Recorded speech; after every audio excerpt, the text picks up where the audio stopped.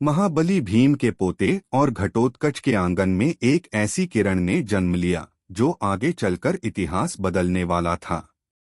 माता मौरवी ने इस तेजस्वी बालक का नाम रखा बर्बरीक। बचपन से ही बर्बरीक में असाधारण बल था। खेल खेल में ही वो ऐसे कारनामे कर दिखाते जिन्हें देखकर बड़े बड़े योद्धा भी दंग रह जाते थे। अपनी माता की सीख पर बर्बरीक ने छोटी सी उम्र में ही भगवान शिव की घोर तपस्या शुरू कर दी। उनकी इस निष्काम भक्ति से भोलेनाथ अत्यंत प्रसन्न हुए। महादेव ने उन्हें वरदान में 3 ऐसे दिव्य बाण दिए जो तीनों लोकों में किसी को भी परास्त कर सकते थे।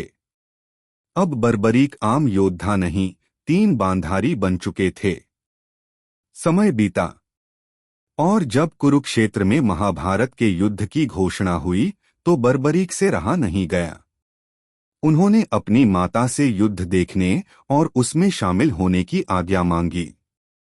माता ने आज्ञा तो दे दी, पर एक कठोर वचन लिया और बोली, पुत्र, तुम उसी की तरफ से लड़ोगे जो पक्ष युद्ध में हार रहा हो। और बर्बरीक ने बिना सोचे अपनी मां को ये वचन दे दिया।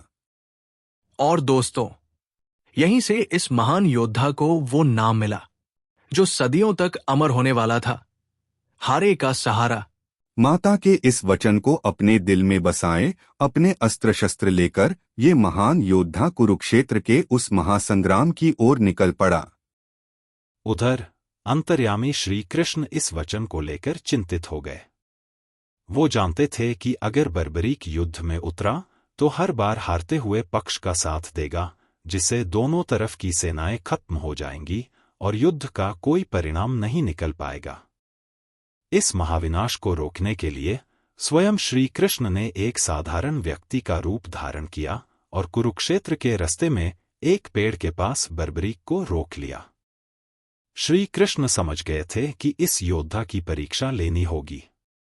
ब्राह्मण वेश में उन्होंने बर्बरीक को चुनौती दी और बोले, अगर तुम सच में इतने बड़े योद्धा हो तो अपने एक तीर से इस पेड़ के सारे पत्तों को भेद कर दिखाओ। तीर ने पलक झपकते ही सारे पत्तों को छेद दिया, पर अचानक वो ब्राह्मण के पैर के पास आकर रुक गया। असल में श्री कृष्ण ने एक पत्ता अपने पैर के नीचे दबा लिया था। बर्बरीक मुस्कुराए और बोले, ब्राह्मण देवता, अपना पैर हटा लीजिए, वरना मेरा तीर आपके पैर को भेद देगा। ब्राह्मण उनकी शक्ति से दंग रह गया। युद्ध को बर्बाद होने से रोकने के लिए उसने बर्बरीक से दान मांगा। बर्बरीक ने वचन दिया कि जो मांगोगे मिलेगा। तब उस ब्राह्मण ने ऐसी चीज मांगी जिसके बारे में किसी ने सोचा भी ना था। उन्होंने बर्बरीक का शीश मांग लिया। एक साधारण ब्राह्मण ऐसी मांग नहीं कर सकता। ये समझकर बर्बरीक ने उनसे उनका असली रूप दिखाने की प्रार्थना की। तब श्री कृष्ण ने अपना छल छोड़ा और बर्बरीक को अपने दिव्य विश्वरूप के दर्शन करवाए। अपने आराध्य श्री कृष्ण को साक्षात देखकर बर्बरीक ने बिना एक पल गवाए खुशी खुशी अपना शीश काटकर उनके चरणों में समर्पित कर दिया और इस महाबलिदान ने उन्हें शीश के दानी बना दिया। बर्बरीक की अंतिम इच्छा थी कि वो महाभारत का युद्ध देखे। इसलिए श्री कृष्ण ने उनके शीश को अमृत से सींचा और एक ऊंची पहाड़ी पर स्थापित कर दिया, जहां से उन्होंने 18 दिन तक चला पूरा महासंग्राम देखा। युद्ध जीतने के बाद पांडवों में इस बात पर बहस छिड़ गई कि जीत का असली योद्धा कौन है। जब वो बर्बरीक के शीश के पास गए तो उन्होंने मुस्कुरा कर कहा, मुझे तो युद्ध भूमि में सिर्फ श्री कृष्ण का सुदर्शन चक्र चलता हुआ दिखाई दिया। ये जीत सिर्फ माधव की है। समय का पहिया घूमा और कलयुग आ गया। राजस्थान के खाटू गांव में एक अजीब चमत्कार होने लगा। एक गाय रोज एक विशेष जगह आती और उसके थनों से धरती पर अपने आप दूध बहने लगता। गांव वाले हैरान थे कि आखिर उस मिट्टी के नीचे ऐसा क्या है। उसी रात वहां के राजा को सपने में स्वयं श्री कृष्ण और वीर बर्बरीक के दर्शन हुए। भगवान ने आदेश दिया कि राजन, इस धरती के नीचे मेरे परम भक्त का शीश दबा है।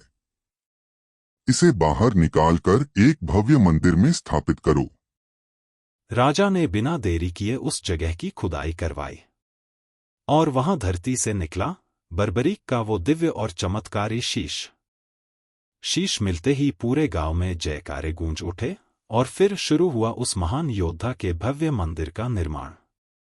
हर कोई इस पावन काम में जुड़ गया। और दोस्तों, वही जगह आज हमारे और आपके प्यारे खाटू श्याम जी का दरबार है। कलयुग में वीर बर्बरीक श्याम के नाम से पूजे जाते हैं। पूरी दुनिया जानती है कि यही हैं हारे का सहारा। बोलो जय श्री श्याम।